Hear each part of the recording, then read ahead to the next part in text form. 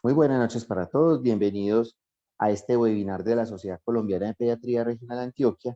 que tiene como tema el día de hoy movimientos generales. ¿Qué son los movimientos generales? ¿A quién se le deben de aplicar los movimientos generales? ¿Cuándo y dónde aplicarlos? Los movimientos generales de Pretzel,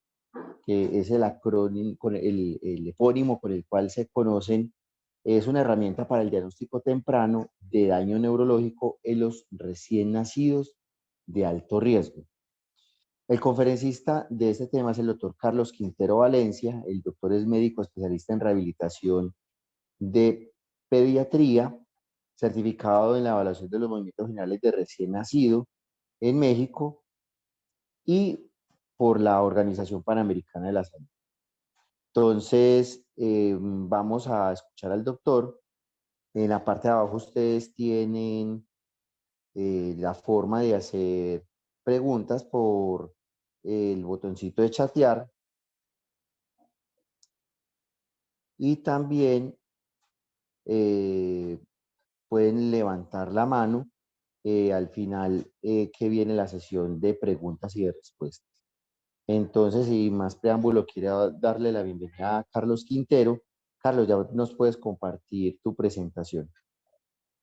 Es Gracias. todo tuyo el auditorio. Estaré pendiente si alguien necesita algo en el transcurso del webinar. Los dejo en compañía de Carlos Quintero entonces. Bueno, buenas noches para todos. Les agradezco mucho la invitación. Eh, el objetivo en estos minutos, y después ojalá tengamos un espacio para compartir, es como estaba diciendo el doctor Blair, acercarnos un poco a qué es la evaluación de los movimientos generales del recién nacido y a comprender su importancia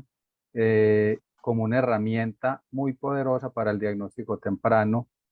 de daño neurológico en recién nacidos con alto riesgo. Vamos a empezar viendo este video. Este video es más o menos el tipo de video que uno utiliza para evaluar los movimientos generales del recién nacido. Y lo que pretendo con esta primera imagen es que ustedes se hagan una idea de que con esta evaluación de un niño que probablemente está entre los 3 y los 5 meses, uno puede afirmar con mucha certeza que este niño tiene unos movimientos con una calidad normal. Ya vamos a ver cuál es el nombre que recibe, movimientos Piaget normales, y eso me permitirá afirmar con una certeza muy grande que este niño, a pesar de tener factores de riesgo, no va a tener una parálisis cerebral y posiblemente también me pueda aventurar a otras alteraciones del desarrollo posterior. Lo que quiero es que al terminar esta conferencia, ustedes más o menos tengan una idea general de cómo se evalúan estos movimientos y por qué son tan importantes.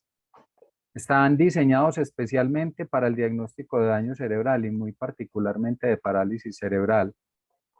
No es poco el impacto que tiene la parálisis cerebral en el funcionamiento de los niños. La parálisis cerebral es la causa más común de discapacidad física en la niñez. En países donde se hacen buenos registros, países en desarrollo, la prevalencia está entre 1.4 a 2.5 por cada 1.000 niños. Eso estamos hablando de países como Australia que tienen posibilidad de hacer muy buenos reportes, pero en países, por ejemplo, como Bangladesh, la cifra se sube a 3.4 por cada 1.000 niños, o en Uganda a 2.9 por 1.000. Si bien en Colombia no tenemos registros grandes que nos permitan hablar de cuál es la prevalencia de parálisis cerebral en Colombia, excepto algunas aproximaciones pequeñas que se han hecho, uno pudiera suponer que en un país como el nuestro de medianos, bajos ingresos, el impacto del daño cerebral en los niños es alto. Se ha publicado, digamos que recientemente, esta es una publicación que es de 2017 en JAMA de Pediatría, pero ha sido un gran referente para quienes trabajamos en el tema del diagnóstico y de la intervención temprana, y se publican unas guías publicadas por las personas que más investigación hacen en el mundo sobre cuáles son las estrategias que debiéramos utilizar para hacer diagnóstico temprano, en este caso específico de parálisis cerebral, en niños que tengan riesgo de cualquier tipo, no solamente por prematurez, sino también por otros tipos de encefalopatía u otros factores de riesgo. Y la recomendación que se hace en esta guía es que para los niños por debajo de los 5 meses de edad corregida, la primera opción en esta línea A, las dos herramientas que nosotros debiéramos utilizar son las imágenes, una resonancia magnética cerebral, y fíjense que aquí aparece como recomendación la evaluación de los movimientos generales del recién nacido, que es a lo que nos vamos a referir hoy. Si uno no tuviera posibilidad de tener una neuroimagen o de tener una evaluación de los movimientos generales, se recomienda en segundo lugar que se haga una evaluación neurológica, ojalá estandarizada, como la que se propone en el HAIM, que es la evaluación o el examen neurológico del infante de Hammersmith. Y si se fijan, por encima de los 5 meses, cuando ya vamos a ver enseguida, no se utilizan los movimientos generales. La primera recomendación es que utilizamos una evaluación de Hammersmith, que es un examen neurológico estandarizado junto con una neuroimagen. Y si no tenemos posibilidad de unas neuroimágenes, pues seguramente con una muy buena evaluación neurológica, como se propone en el HAIM, vamos a tener también una buena posibilidad diagnóstica. Lo importante es que en esta guía, donde se hacen recomendaciones basadas en la mejor evidencia disponible, aquí pueden ver que la evaluación de los movimientos generales tiene una alta capacidad predictiva, predice parálisis cerebral en un 95 a 98% cuando se combina con la neuroimagen, y por lo tanto este grupo de autores hace una recomendación fuerte basada en una evidencia de calidad muy alta, en que en los menores de 5 meses todos utilizamos, cuando hay factores de riesgo, la evaluación de los movimientos generales del recién nacido. Hay abundantes publicaciones en la literatura que demuestran que específicamente los movimientos generales del recién nacido tienen una alta sensibilidad y especificidad. Fíjense que aquí es del 98 y el 91% respectivamente para el diagnóstico de parálisis cerebral. Incluso, si se fijan, superior en algunos estudios a las neuroimágenes, específicamente a la resonancia cerebral, a la ecografía y al examen físico neurológico, en este caso un examen neurológico estandarizado.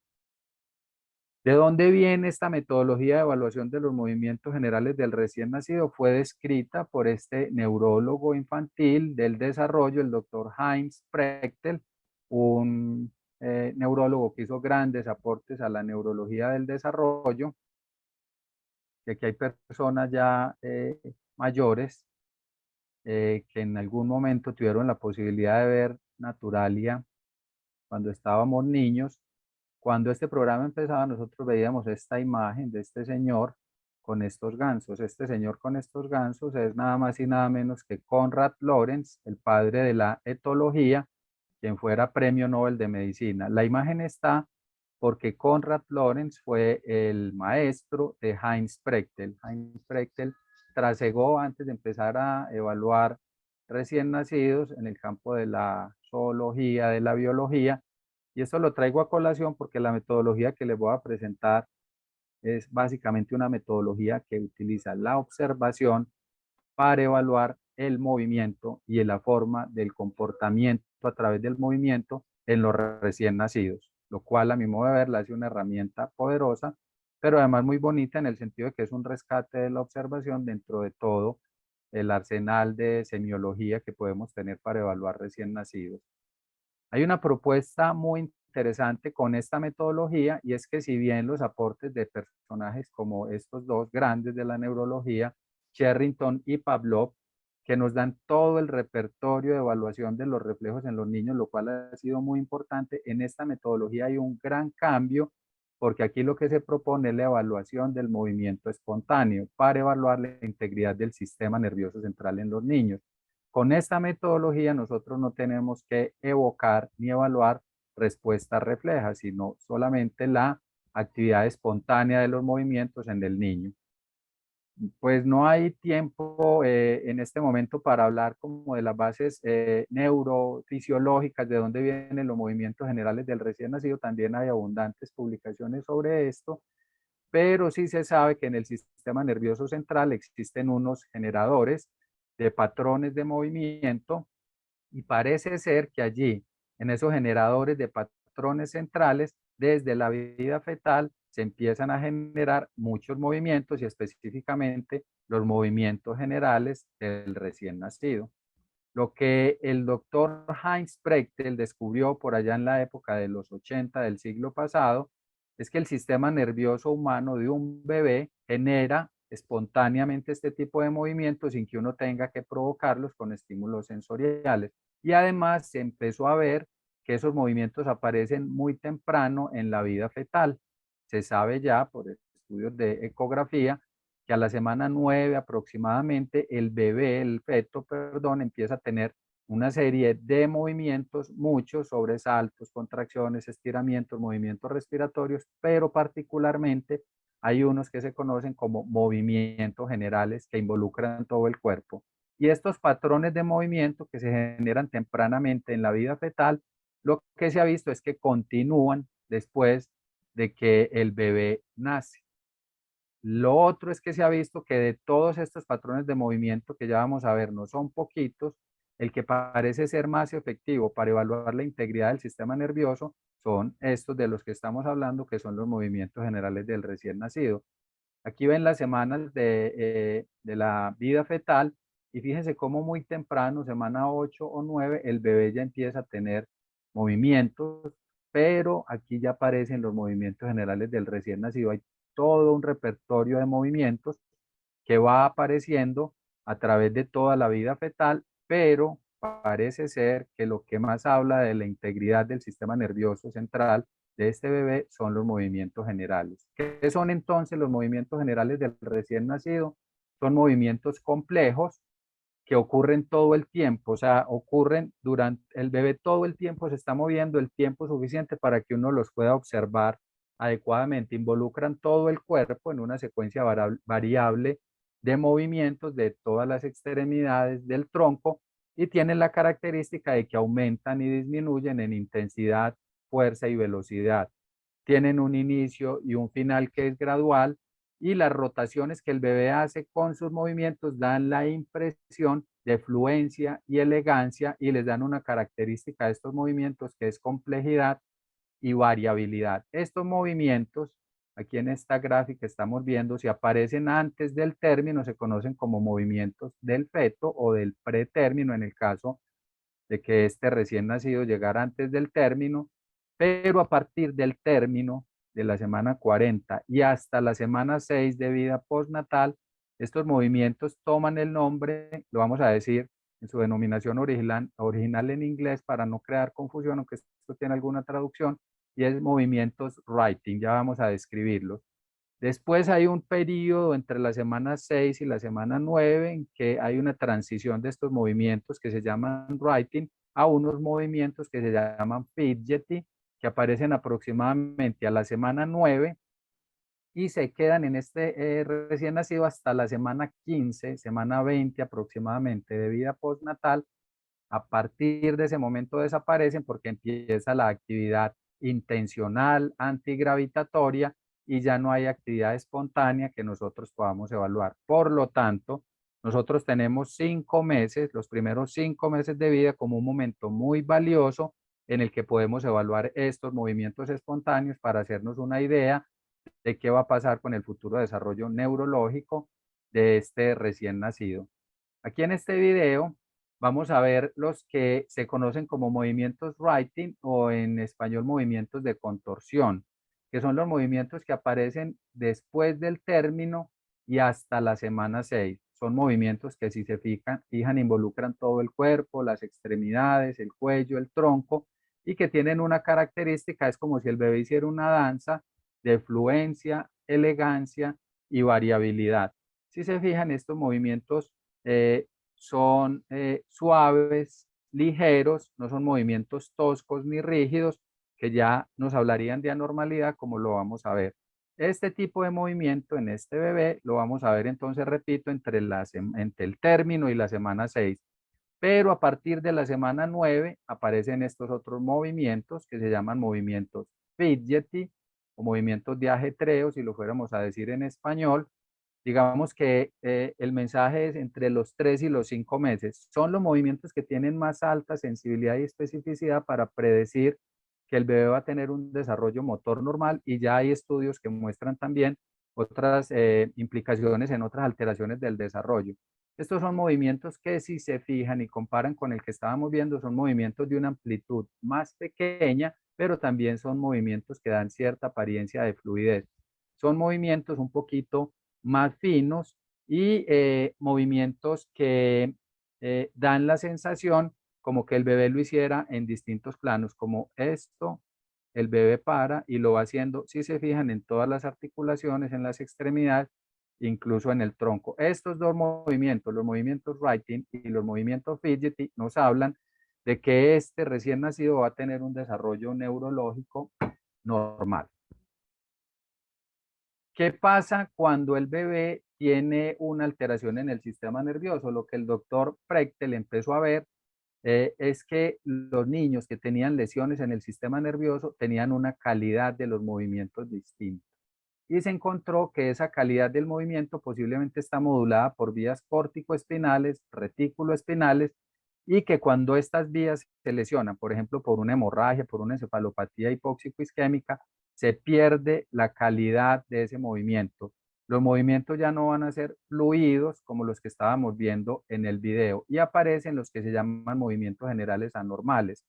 movimientos que pierden esa complejidad, esa variabilidad, y que nosotros podemos denominar como movimientos de pobre repertorio, o movimientos cramp synchronized, o movimientos caóticos. Esos tres tipos de movimientos representan la anormalidad. O durante la etapa de los movimientos fidgety podemos encontrar que esos movimientos no estén como los estábamos viendo en el video, sino que estén ausentes o que estén anormales. Y este es el resumen que yo creo que ilustra lo que es muy importante que ustedes vayan apropiando, y es, durante la etapa de los movimientos writing, que como les digo va entre la semana 40 y la 6, o la etapa de los movimientos pretérmino, lo normal es que el bebé se mueva de manera fluida y variable, pero puede ocurrir, y en rojo estamos viendo que ese bebé tenga unos movimientos de pobre repertorio, o unos movimientos que llamamos caóticos, o unos movimientos que llamamos espasmódicos sincrónicos. Y por otra parte, en la etapa de los movimientos fidgety, nosotros podemos encontrar que esos movimientos no estén, ahí hablaremos de ausencia de movimientos fidgety o de movimientos anormales. Este es el punto importante para lo que viene, y es recordar que durante la etapa writing hay tres posibilidades de anormalidad del movimiento, y durante la etapa fidgety tenemos la posibilidad de que estén anormales o ausentes. Lo que se ha visto en numerosos estudios, y esto es lo que es realmente muy importante desde el punto de vista predictivo, es que los movimientos que se llaman cramp synchronized o espasmódicos sincrónicos, si van seguidos de ausencia de movimientos fidget, casi que invariablemente ya nos están hablando desde antes de los 5 meses, lo cual obviamente, si ustedes se fijan, es mucho más pronto que lo que se nos ha dicho es el diagnóstico clínico de parálisis cerebral, que usualmente se hace a los 18 o 24 meses. Por lo tanto, esto tiene implicaciones muy importantes en la atención temprana. La normalidad de estos movimientos casi que invariablemente nos dice que este bebé va a tener una parálisis cerebral. Si se fijan, los movimientos de pobre repertorio, seguidos, por ejemplo, de ausencia de movimientos fidgety, también nos van a hablar de una parálisis cerebral. Pero lo otro importante es que un bebé con movimientos writing normales, con movimientos fidgety presentes, seguramente va a tener un desarrollo neurológico normal. Y esta es la importancia de esa herramienta tan simple de la evaluación del movimiento, para poder predecir tan tempranamente, que el objetivo es ese, poder hacer una predicción temprana para poder empezar un programa de atención temprana. Recuerden que en la fase de los movimientos writing les hablaba de tres posibilidades de anormalidad. Estos son los que se conocen como movimientos generales de pobre repertorio. Si se fijan, el bebé parece como aperezado, entre comillas, hace movimientos de poca intensidad, la secuencia es monótona. Uno ve en este video, por ejemplo, en este niño que está en la UCI, que él pareciera que va a empezar una secuencia de movimientos variables, amplios, como los que vimos en el primer video, pero eso no ocurre en ningún momento. El bebé trata de empezar, pero rápidamente el movimiento desaparece. Este movimiento es el que se conoce como de pobre repertorio, tiene un valor predictivo que es más bajo, pero se ha visto asociado, por ejemplo, a parálisis cerebral disquinética, se ven algunos niños con errores innatos del metabolismo, en el síndrome de Rett, en los niños con trastorno del espectro autista, con síndrome de Down. Como la capacidad predictiva no es tan alta, incluso hay algunos bebés que evolucionan a la normalidad después de tener un movimiento de pobre repertorio, pero el hecho de observarlos nos obliga a abrir los ojos y hacerle un muy buen seguimiento a este bebé. Este otro bebé, por el contrario, tiene los movimientos que llamamos cramped, synchronized, son movimientos que, si se fijan, tienen un repertorio muy pobre, no tienen variabilidad, son de poca amplitud y son muy rígidos, como si el niño estuviera de alguna manera, que a esta edad es bien difícil decir cuándo hay espasticidad, pero el niño está tiesito, digámoslo entre comillas, o espástico. Y tienen un fenómeno muy característico que se llama de on-off. El bebé hace un movimiento como de rigidez y de pronto él suelta. Este tipo de movimiento espasmódico sincrónico nos habla con una alta probabilidad de que este niño va a desarrollar una parálisis cerebral, especialmente de tipo espástico, unilateral o bilateral. Y con la imagen que les mostré al principio de los movimientos writing, ustedes se van a fijar en este video que es un bebé con movimientos de tipo caótico y se van a dar cuenta que son movimientos desordenados, sin fluidez, que incluso en el rostro del bebé uno percibe que no hay esa característica que tenía el movimiento del primer bebé, y aunque son un poquito menos específicos para el diagnóstico de parálisis cerebral, muy seguramente cuando aparecen evolucionan a movimientos de tipo espasmódico sincrónico y se pueden asociar entonces con la aparición de una parálisis cerebral de tipo espástico. Y finalmente, y este es muy importante porque es un bebé entre 3 y 5 meses en la etapa donde aparecen los movimientos fidgety, y si ustedes se fijan, aquí no va a aparecer el movimiento que aparece en las extremidades o en el tronco, y que aparece entre la semana 9 y 20. Este bebé tiene ausencia de movimiento fidgety y el solo hecho de no encontrar esos movimientos nos hace sospechar y predecir con una alta probabilidad que este bebé va a desarrollar una parálisis cerebral, y por lo tanto nosotros tenemos que empezar tempranamente una serie de estrategias, no solamente con el bebé, sino también de manera muy importante con su familia para mitigar la discapacidad que va a tener. ¿Cómo se hace esta evaluación? Esta evaluación se hace con el bebé confortable. La idea es que esté en pañal o desnudo, o que tenga uno de estos mm, mameluquitos o bodys, perdón, que se filme en posición supina. Cuando el doctor Prechtel empezó a hacer sus descripciones, hacía videos muy largos, hacía videos de media hora, una hora, y después recogía las mejores tomas donde el bebé se movía más, y usualmente se editaba el video y se sacaba una secuencia de 5 a 10 minutos donde uno hacía ya la evaluación. En este momento, realmente con el advenimiento de todos estos dispositivos móviles, la cosa ha cambiado un poquito. Ya vamos a ver que la evaluación puede hacerse de manera más práctica. Incluso hay algunas aplicaciones que se han desarrollado en otras partes. No son fácilmente disponibles, pero no necesariamente uno necesita pues tener una aplicación de estas. Antes se hacía, como les digo, con cámaras de video, pero básicamente en este momento uno puede filmar el bebé. Eso es muy importante. La idea es hacer filmación de los movimientos del bebé, no hacerlo directamente en la incubadora o en la cuna, sino hacerlo a través de un video donde el bebé esté acostado de espalda, esté tranquilo, donde uno no lo esté distrayendo, sea una superficie homogénea, no haya distractores, no se vean jugueticos, no se vea el hermanito gemelo, no se vean los pies y las uñas pintadas de la mamá, porque todo eso crea distracción para el evaluador y se pierde uno la posibilidad de ver el detalle de la evaluación. No se necesita más de 1 a 3 minutos para poder calificar cuál es la calidad de ese movimiento en un ojo que tenga algún entrenamiento para la evaluación de estos movimientos. Y sí es muy importante y se recomienda que se haga una trayectoria de evaluación del movimiento. Es decir, lo ideal sería que no contáramos solo con una sola toma, sino que pudiéramos evaluar el bebé, ojalá al menos en 3 momentos antes de los 5 meses. Si se pudiera, uno quisiera tener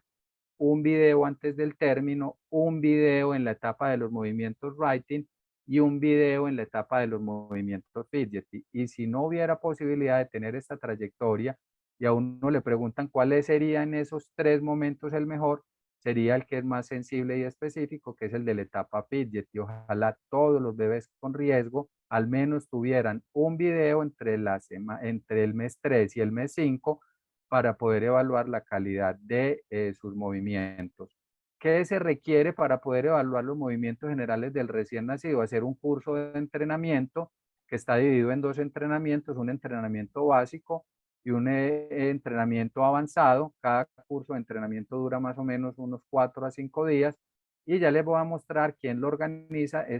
La organización que los hace en todo el mundo se llama General Movement Trust. Ellos son los que hacen los cursos de capacitación en todos los países del mundo y son quienes tienen a los instructores certificados para podernos entrenar en la evaluación de estos movimientos. Ellos han realizado muchos estudios donde, por ejemplo, con 9.000 observaciones de video realizadas por 80 observadores, muestran que hay un acuerdo de 83% después de hacer un entrenamiento básico y esto sube a 88% después de un entrenamiento avanzado. Lo saben porque después de realizar cada entrenamiento, ellos tienen un set de videos que le muestran a los alumnos que hicieron el curso y se evalúa cuál fue la apropiación en la evaluación de la calidad del movimiento. Pueden ingresar a la página, aquí arriba aparece la dirección y aquí aparecen todos los cursos que se hacen en el mundo. Los cursos que se hacen en América Latina ya no aparecen, esta es una imagen de hoy, pero ustedes pueden visitar si tienen algún interés en informarse en este tipo de evaluación, porque se han hecho cursos en México, este año se hicieron también cursos en Perú, entiendo que se hicieron cursos en Chile, o se hacen en distintas partes del mundo. Los instructores, que son los que están autorizados por esta organización, viajan alrededor del mundo capacitando a neuropediatras, pediatras, médicos de rehabilitación, fisiatras, fisioterapeutas, terapeutas ocupacionales, es decir, todos aquellos profesionales que estemos en contacto con recién nacidos que tienen alto riesgo de tener una lesión neurológica. Los invito a que además entren a la página donde van a encontrar un resumen de todas las publicaciones que se han hecho alrededor de este tema, pero incluso si entran a PubMed, ustedes van a encontrar que hay muchísima información y muchísima investigación que habla de las bondades de esta metodología. Como es una evaluación cualitativa que básicamente implica el ojo, a pesar de que hay algunos esfuerzos por estandarizarla y ya hay algunos análisis computarizados, esto sigue siendo una cosa que se hace básicamente a ojo, entonces algunos podrán decir que esto induce cierta subjetividad y que por lo tanto queda mucho a criterio de quien evalúe. Sin embargo, hay estudios que muestran que hay una alta confiabilidad en la evaluación de estos movimientos, con un índice kappa que es relativamente alto y con una confiabilidad TRTs que también es muy alto. O sea, no es muy complicado evaluarlos cuando el ojo está entrenado y realmente tiene muy buena capacidad predictiva entre distintos observadores. Adicionalmente, le permite a uno diferenciar cuando podemos estar ante la presencia de una parálisis cerebral espástica. Por ejemplo, cuando un bebé desde muy temprano empieza a tener movimientos de tipo espasmódico sincrónico seguidos de movimiento fidgety, uno puede predecir una parálisis espástica, pero también nos ayuda de alguna manera a predecir cuando se trata, por ejemplo, de una forma de diplejía espástica o de tetraplejía espástica. Podemos predecir también con ciertas digamos, especificidades en la evaluación del movimiento, cuando el bebé va a tener una hemiplegia espástica, lo cual es altamente importante, sobre todo si se tiene en cuenta que cada vez hay más evidencia de que la rehabilitación temprana con algunas técnicas, por ejemplo, la terapia de movimiento inducida por restricción o la terapia bimanual, pueden disminuir el impacto de la hemiplegia. También se puede predecir cuándo va a haber una parálisis cerebral de tipo disquinética, sea esta coreoatetoide o distónica. Y un asunto muy importante es que nos podemos acercar al diagnóstico temprano del trastorno del desarrollo de la coordinación, que es un trastorno que no estamos buscando con tanta frecuencia, pero que tiene una prevalencia muchísimo más alta que la parálisis cerebral. Es el niño, entre comillas, con algún grado de torpeza motora, pero que eso empieza a interferir grandemente en su funcionamiento. Y en este momento también hay muchísimos trabajos para el diagnóstico temprano y las intervenciones en trastorno del desarrollo de la coordinación, antes conocido como dispraxia. En el curso avanzado, lo que las personas que hacen el curso tenemos la posibilidad de apropiar es esto que se llama los puntajes de optimidad motora. No por cuestiones de tiempo, porque es una charla más introductoria, no vamos a hablar de cuál es todo lo que se hace en la evaluación de este repertorio de la calidad del movimiento, pero les quería decir que se sacan unos puntajes, que en el caso de los movimientos fidgety se llama Motor Optimality Score MOS, que tiene un puntaje máximo de 28, que le da a uno también unos puntajes que le permiten acercarse, cosas muy interesantes en el tipo, por ejemplo, de parálisis cerebral. Y en la etapa de los movimientos righty también existe el Motor Optimality Score para esa etapa donde hay un puntaje máximo de 42 y unos puntajes de corte que le permiten a uno ver en qué percentil de la calidad del movimiento está este bebé. Muy rápidamente les voy a mostrar algunos pacientes que hemos ido evaluando en la institución en que yo trabajo, en el comité de rehabilitación. Estamos tratando de recoger varios niños para hacer una serie de casos. Veamos, por ejemplo, estos 3 niños que empezamos a ver muy tempranamente a través de un proyecto que tuvimos y en el cual desde instituciones de la ciudad que atienden niños con riesgo, por ejemplo, la Fundación Madre Canguro, que sé que por aquí está la doctora Ángela Lombo, nos remitieron estos niños con factores de riesgo, por ejemplo, prematuros, si se fijan aquí, retraso del crecimiento intrauterino, ictericia, una encefalopatía hipoxicoisquémica con anormalidades en las imágenes, pero el desenlace cuando, si se fijan acá, fue ausencia de movimientos fidgety o movimientos de pobre repertorio, fue de una parálisis cerebral espástica cuando evaluamos a estos niños después de los 2 años. Y aquí, aunque este no es el objetivo de esta conferencia, ojalá de este tema también ustedes puedan hablar más adelante, es que la evaluación neurológica de Hammersmith también da unos puntajes de optimidad motora y cuando estos puntajes son muy bajos, como lo podemos ver acá, un puntaje de 34, un puntaje de 10, o sea, puntajes por debajo de 40, en una escala que tiene un puntaje máximo de 78, son puntajes muy bajitos, son subóptimos y por debajo de 40 siempre nos hablan de un riesgo muy alto de parálisis cerebral. Por lo tanto, esta bebé, por ejemplo, prematura de 30 semanas, con ausencia de movimientos fidget y como les voy a ir mostrando en este video, con un Hammersmith que fue muy bajito de 34, aquí subió un poquito, pero todavía seguía siendo un Hammersmith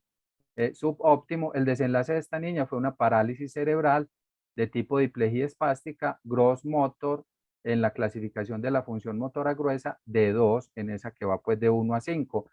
Tenemos entonces una niña que desde muy temprano nosotros tuvimos casi que la certeza de que iba a tener una parálisis cerebral. No es motivo pues de esta conferencia a ver qué fue todo lo que se hizo, pero cómo las estrategias de intervención temprana, iniciadas muy tempranamente, pueden incidir en el impacto que esta niña vaya a tener. Y miren este otro bebé, un bebé con una encefalopatía hipóxico-isquémica, que a la semana 11, que es este video, no tenía movimiento fidget y fíjense que es unos movimientos de un repertorio muy pobre, con una fluencia, con una variabilidad muy escasa y sin esos que se llaman movimiento fidgety, con un puntaje de optimidad muy bajito,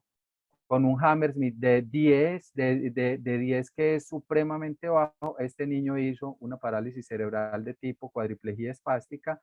en el sistema de clasificación de la función motora gruesa de 5. De otra parte, aquí les traigo pues algunos de los niños de esta serie de casos. Fíjense que los niños que tuvieron un desenlace normal, en su mayoría tuvieron presencia de movimiento fidget y con unos puntajes de optimidad motora muy buenos, con movimientos writing normales y con unos puntajes en el Hammersmith que son unos puntajes óptimos, puntajes que para esta edad en que hicimos esta primera evaluación a las 14 semanas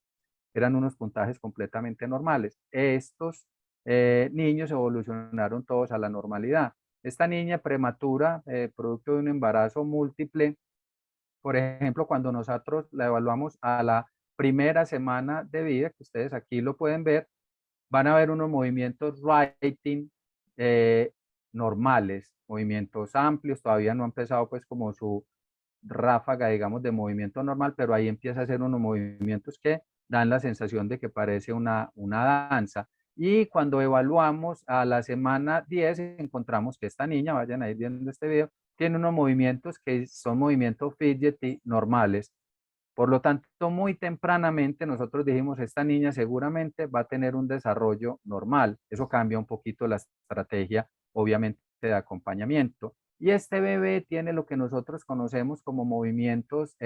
fidgety anormales, que no es frecuente verlos, pero es un bebé que tanto a la semana 11 como a la semana 14 tenía unos movimientos, ahí estaban los fidgety, pero eran unos movimientos con una amplitud mayor a lo que uno espera, y con un Hammersmith que estaba, si bien no estaba por debajo de 40, era un Hammersmith que era relativamente bajo. Este bebé en este momento evoluciona sin alguna alteración del neurodesarrollo, pero solo haber visto estos movimientos anormales nos hace pensar que hay que hacer un muy buen seguimiento para nosotros poder descartar que este bebé no va a tener alguna otra alteración del desarrollo, si bien ya con alguna certeza podemos decir que no tiene una parálisis cerebral. Ustedes lo deben saber muy bien, mejor que yo. En el 2020 salieron estas orientaciones técnicas a propósito de todos los parámetros que se dieron para la escala abreviada del desarrollo. Y fíjense que en estas orientaciones técnicas hay una parte del documento que dice que a pesar de que existen varias técnicas de evaluación neuromotora, como las descritas por Amiel Tizón, la escala Infanip, el test de Múnich, entre muchos otros, por la creciente cantidad de evidencia de los últimos años y su rendimiento diagnóstico y predictivo, se recomienda de forma particular que se utilice la evaluación de los movimientos generales de Prechtel y el examen neurológico del Hospital de Hammersmith, es decir, el HIND, y en esta orientación técnica se pasa a describir un poquito como estas dos estrategias diagnósticas. Si bien aquí hay solamente una primera aproximación para todos aquellos quienes trabajamos con niños, especialmente ustedes pediatras, yo creo que aquí el llamado es a que tenemos que desarrollar, y el documento lo dice, todas las estrategias para que los niños por debajo de los 5 meses puedan acceder tempranamente a estas dos formas de evaluación. Eso implica, obviamente, entrenamiento, capacitación, desarrollar estrategias de telemedicina, aplicativos, aprovechar las personas que hemos tenido la posibilidad de hacer capacitación en esta metodología de evaluación. No somos muchos en Colombia, pero sentimos que cada vez, en la medida que se vaya reconociendo la importancia, vamos a tener la posibilidad de que más gente se forme, o por qué no en algún momento vamos a poder traer uno de los instructores y vamos a poder formar mucha gente, porque créanme, esta es la herramienta, especialmente la evaluación de los movimientos generales del recién nacido, que se dice en este momento es la más importante para predecir alteraciones del desarrollo. En la institución proponemos que mínimo, como les decía ahora, podamos hacer entonces 3 evaluaciones, podamos hacer una trayectoria. Esto perfectamente se puede hacer con estrategias de telemedicina. Podemos plantear estrategias donde las personas que tenemos la certificación remotamente, por ejemplo, podamos recibir los videos para hacer la evaluación y hacer la predicción, y después dar las orientaciones en los programas de intervención temprana que nos permitan esto que nosotros consideramos muy importante, que nosotros podamos de alguna manera estratificar el riesgo de los niños que tienen factores de riesgo, que uno les pueda hacer evaluación de los movimientos generales, evaluación, examen neurológico de Hammersmith y otras escalas. Por ejemplo, está AIMS, que es la escala motora infantil de Alberta, la escala de Alberta para evaluar desarrollo motor, y que a partir de esas herramientas nosotros podamos definir cuáles niños sabemos que no van a desarrollar, por ejemplo, una parálisis cerebral, pero es muy importante garantizarles un seguimiento a más largo plazo.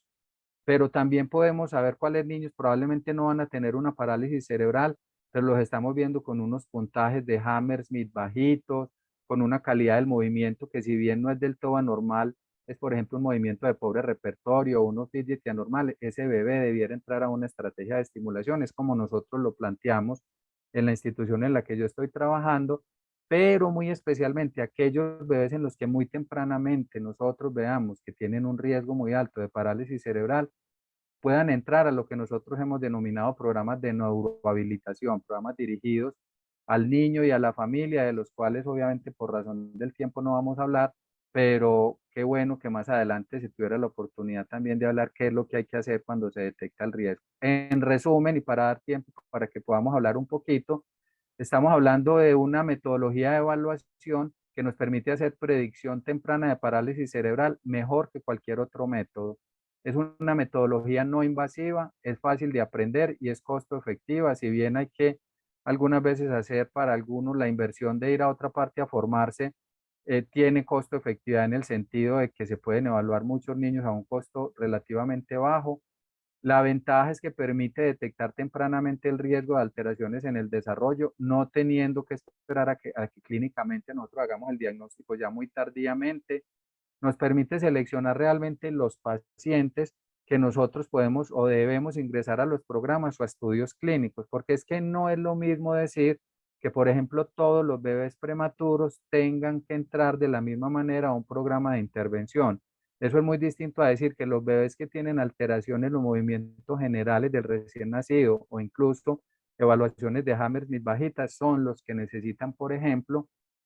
tener un seguimiento muy estrecho para parálisis cerebral. Todos los niños con movimientos generales normales, a pesar de tener factores de riesgo y que podrían tener un resultado neurológico normal, vamos a poder distinguirlos, porque es que muchas veces con ciertas metodologías y con todo lo que se ha manoseado, por ejemplo, la plasticidad cerebral, muchas veces se dice que a través de ciertas intervenciones nosotros logramos mitigar o incluso quitar la parálisis cerebral, pero lo que no nos fijamos es que estábamos ante un niño con un factor de riesgo, pero que no tenía, por ejemplo, la normalidad de los movimientos generales del recién nacido y que nosotros desde tempranamente incluso sabíamos que era que no iba a necesitar toda esa cantidad de intervenciones a las que a veces sometemos a los niños. Y la última pregunta que queda es, una vez detectada la normalidad, ¿qué hacer? ¿Qué efectividad real hay de que haciendo un diagnóstico tan temprano nosotros podamos empezar estrategias de habilitación y de estimulación temprana? Termino diciendo, esto es una frase de Iona Novak, una de las personas que más ha investigado en este campo, que el diagnóstico temprano no es un destino, o sea, no hacemos diagnósticos tempranos para rotular niños y para empezar ya con el estigma que implica, por ejemplo, tener una parálisis cerebral, sino una puerta que nosotros debemos abrir a la intervención temprana que debe incluir una cantidad de estrategias, muchas de ellas ahora, según la evidencia, más centradas en la familia, en la estimulación del movimiento en entornos naturales de los niños y de pronto, aunque no es razón pues como de esta charla, abandonando incluso ciertas prácticas que han mostrado que no tienen mucha evidencia y que nosotros desde muy temprano podemos decir qué es lo que este bebé va a necesitar en cuanto a la intervención temprana. Yo les agradezco mucho la atención en estos minutos. Aquí están mis correos, el correo de la institución en la que trabajo, carlos.quintero@elcomité.org.co, y mi correo personal, rehabilitero@gmail.com. Si alguien tuviera, después de esta charla corta que vamos a tener, alguna inquietud adicional, yo gustosamente atenderé pues como las consultas que me hagan, y yo quedo muy atento de verdad para que este asunto, que considero muy importante, crezca realmente en nuestro entorno porque lo creo muy necesario. Eso es todo, doctor Blair, y yo creo que dejo un espacio para que podamos hacer algunas preguntas y comentarios. Bueno, muchas gracias, Carlos. Muy ilustrativa tu charla y además nos diste un panorama general de por qué es importante que aprendamos a aplicar este tipo de evaluación de los movimientos generales del recién nacido y del lactante menor. Hay un par de preguntas, Carlos. La primera es acerca de si es posible que en Medellín o en la región nos podamos capacitar. Creo yo que la pregunta está más enfocada es a acreditarnos en la aplicación y evaluación de estos movimientos generales. Pues yo creo que aquí hay dos cosas, Blair. Una, uno puede certificarse como evaluador, y para esto, como yo les decía, pues hay que hacer el curso formal con la General Movement Trust, entrar a la página, mirar, y uno tiene una certificación que le entrega la Universidad de Graz, que está en Austria. Esa certificación uno puede decidir hacerla o no, y en algún momento incluso, como les decía, si desde la Sociedad Colombiana de Pediatría o desde la de Neuropediatría, o, o no sé, o un grupo de personas se une, seguramente uno incluso va a poder traer un instructor y pagar la certificación, pero no quiere decir que uno, para acercarse a esta metodología, tenga que estar certificado. Yo creo que uno puede hacer programas de entrenamiento. Yo creo que escucha a la doctora Ángela Lombo, que ha estado muy inquieta con el tema, que es de Alcebneo, una organización latinoamericana de seguimiento del prematuro, en la que ella es una líder importante. Sé que están pensando también en cómo hacer capacitaciones y hacer que esto le pueda llegar a un grupo más importante de personas. Sin embargo, mientras esto va creciendo, mientras se tiene pues la posibilidad de ir apropiándolo, de certificarse, la idea es que las personas que tenemos el entrenamiento podamos estar como atentos para establecer redes y se puede, como les decía, incluso hacer de manera remota para que empecemos a evaluar esto. En algunos programas canguros de la ciudad, con la Fundación Madre Canguro, con el programa Canguro de la Clínica Bolivariana, hemos tenido acercamientos para que esta metodología se vaya empezando a implementar. Y nuestro deseo es que obviamente esto siga creciendo. Se puede hacer un taller más largo, si desde, por ejemplo, la sociedad colombiana de pediatría se quiere hacer un taller. Asconi en algún congreso organizó uno en el que hicimos un taller ya de una jornada de 4 horas, donde uno puede ver más videos, entrenar el ojo. O sea, yo creo que todo está a hablar dentro de lo posible, pero la certificación oficial pues se tramita directamente con la Universidad de Graz. Listo. Y hay otra pregunta que nos hace uno de los socios acerca de si al uno aplicar la evaluación de los movimientos generales se puede diagnosticar parálisis cerebral. Y si es así, ¿a partir de qué edad? Esa es una pregunta muy interesante porque uno aquí habla de detección temprana, pero realmente uno a veces dice, estoy viendo bebés antes de los 5 meses, donde yo estoy teniendo casi que todos los criterios para hacer diagnóstico de parálisis cerebral. Sin embargo, en este momento se habla más de riesgo de parálisis cerebral. Lo que sí se ha ido bajando cada vez más es la edad en que usualmente hacíamos el diagnóstico de parálisis cerebral. Clínicamente se hablaba que los 18 meses era como la etapa de la certeza diagnóstica, pero hay varios estudios, algunos de ellos realizados en Estados Unidos, donde ya se ha logrado, con todas estas metodologías de seguimiento, ellos van más o menos en 9 meses. Entonces yo sigo pensando que el diagnóstico de esto es clínico y que uno puede tener un bebé como uno de los que les mostraba yo en la imagen, en el que si vemos movimientos de tipo espasmódico sincrónico, ausencia de movimiento fidgety, un puntaje de Hammersmith muy bajo, yo puedo decir con mucha certeza, hay alto riesgo de parálisis cerebral. No, no es la idea diagnosticarlo tan tempranamente, aunque el asunto es discutible y la pregunta interesante por eso, porque yo creo que debería empezarse a enfocar ya como un niño con parálisis cerebral, pero realmente la edad más baja en la que va el diagnóstico es 9 meses, según algunos estudios. Bueno, y tocaste un tema muy importante, Carlos, durante la charla y es lo que tiene que ver como con la, eh, la reincorporación de los datos de análisis clínico en la trayectoria diagnóstica de un paciente de estos, porque nosotros como clínicos hemos pensado que gran parte del diagnóstico o al menos del pronóstico recae en la neuroimagen. Pero ahora vemos como, por ejemplo, la apreciación de estos movimientos generales incluso puede ser superior a lo que nos muestra a nosotros la imagen. Nosotros podemos tener, por ejemplo, pacientes con parálisis cerebral y una neuroimagen que sea normal o que no explique el estado clínico del paciente. Eh, ¿Tú crees que es factible o sería sensato que un niño que yo vea, por ejemplo, con alteración de los movimientos espontáneos, no vaya a una resonancia para evitar asumir el riesgo anestésico y que en cambio uno pueda determinar que a través del análisis que se haga de estos movimientos puede ir directamente a las intervenciones? Y yo creo, Blair, pues, y eso lo responderá usted mejor que yo, pero yo creo que sigue siendo deseable cuando hay posibilidad de tener una resonancia magnética en un niño en quien sospechemos una parálisis cerebral y que incluso nos permita pues descartar un trastorno de otro tipo. Entonces yo creo que la recomendación, creo que así lo siguen diciendo las sociedades científicas, es que se haga una resonancia. Ahora, es muy distinto, por ejemplo, y ahí sí me parece que este método tiene mucha bondad, que en entornos tan inequitativos como el nuestro, donde uno sabe que hay regiones muy apartadas donde puede no haber un resonador, uno pueda defenderse con una evaluación remota de los movimientos generales e incluso formando personal de salud de atención primaria, médicos generales, enfermeras, pediatras que estén en otras regiones para utilizar una metodología estandarizada como la evaluación neurológica de Hammersmith, que no es una cosa muy distinta al examen neurológico que siempre hemos hecho. Ese no era el objetivo de esta conferencia, pero como les decía, era muy bueno poderlo abordar después porque me parece que una herramienta simple donde a partir de 26 ítems que evalúan